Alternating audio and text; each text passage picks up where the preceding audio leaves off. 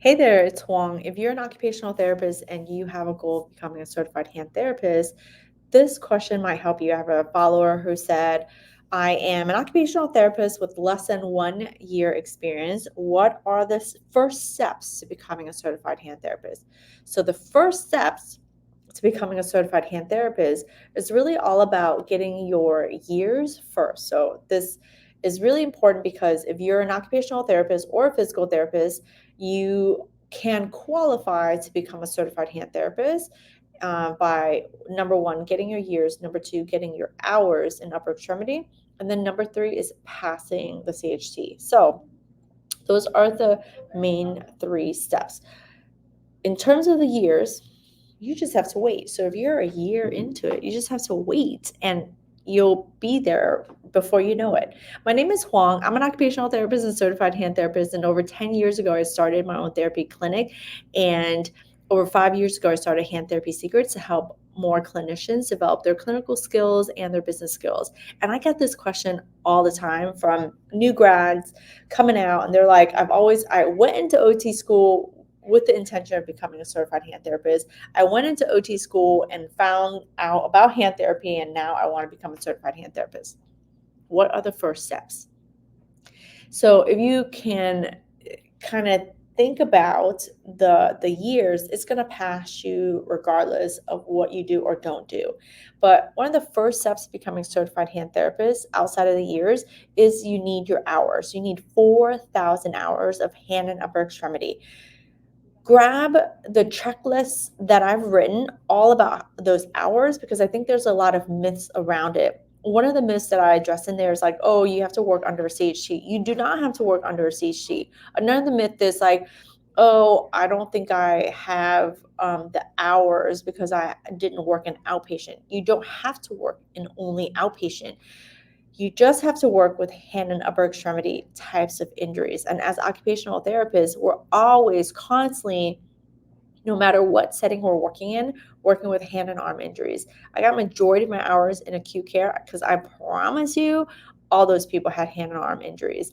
I remember working with people with open heart surgeries, and they would harvest that artery. And so people had limited thumb and wrist motions. They had sensory types of issues, their wound care types of issues because you're in acute care.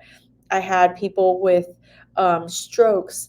I had people with craniotomies, and they would have right hemi or left hemi, and all of them had shoulder issues, elbow problems, no passive, finger motion, and then their tone will come in, and then you're working with that. So just because you're also doing cognitive types of issue, perceptual types of issues, ADL types of issue, doesn't mean that you were not some form or fashion working with hand and arms. Are you do you have to see a flexor tendon to be considered a certified hand therapist? You don't have to be. There's plenty of certified hand therapists out there who don't work with a ton of flexor tendons. You just have to know what you're supposed to do if you had a flexor tendon, right?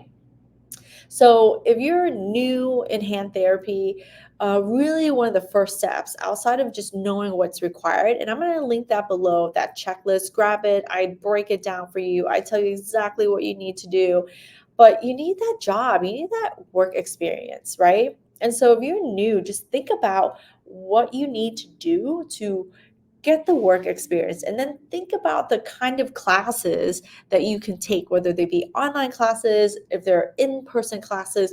What are the courses and classes, programs, mentorship programs, things like that that can help you start to become more of a critical thinker. Don't just do shit because you saw it done before. Don't just do shit because someone told you that was the way they do it. Like, find out why. Why are you doing what you're doing, right? Don't just follow some kind of cookie cutter program. Like, well, the protocol book told me I have to do this, this, and this, because protocols don't cover every single type of injury. It is just like this generalized baseline thing.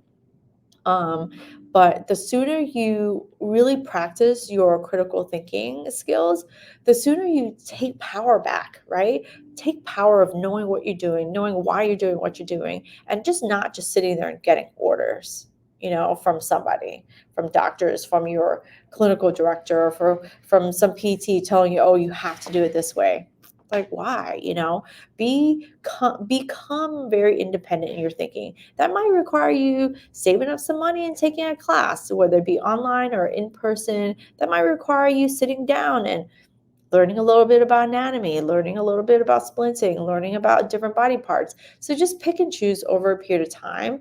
Um, you're gonna learn something. You're gonna learn something new. It's very easy to come out of school and be really complacent about continuing your learning. It's very easy to go into the job where people are sitting there and bitching and moaning about like how they hate their job and how they hate being a therapist. I see that all the time, and I know from firsthand experience that as much as I had loved my job, there was a lot of people who just bitched and moan all day about like how they hated being a therapist. If you're surrounded by that, you're going to be inundated by that, and you cannot help but slowly start to take on a lot of that negativity. So make sure you're surrounding yourself with the right people, taking the classes, making it a point to do something every 3 months, every 6 months. Do something that's going to help you to continue learning. And it's through that continuous action that starts those steps of becoming a certified hand therapist, because to become a certified hand therapist is very intentional. You can get the years with your eyes closed, you can get the hours with your eyes closed, but to become a certified hand therapist, you have to pass a national board certification, and that requires intentional studying, intentional learning, intentional effort, right? First year, don't even worry about the CHT thing. Just get your hours, just get your years, just get your experience, get a really good job, take some really great classes, and becoming a CHT will come because you have it as that end goal. You have it in the back of your mind, and you're doing all the necessary steps to then become one, right? So I hope this video helps you. If you want to know more about the details of becoming a certified hand therapist, the link below for my checklist is the key document, is the key guide that I have written that dispels everything. And I even share, if you're going to start studying for it, the breakdown of like how to study so it's easier. And I believe there's resources in there for you, like what books to grab and things like that. So grab that link. And if you have other questions about becoming a CHT, definitely leave them below for me. I get tons of questions like this, and I want to make sure I'm creating some videos around it so that you can know exactly what you need to do step by step in terms of becoming a CHT. And I'm going to include some videos here as well for you. So if you're a little further along, grab those videos, take a look at them, and I share about how to study easier. Until next time.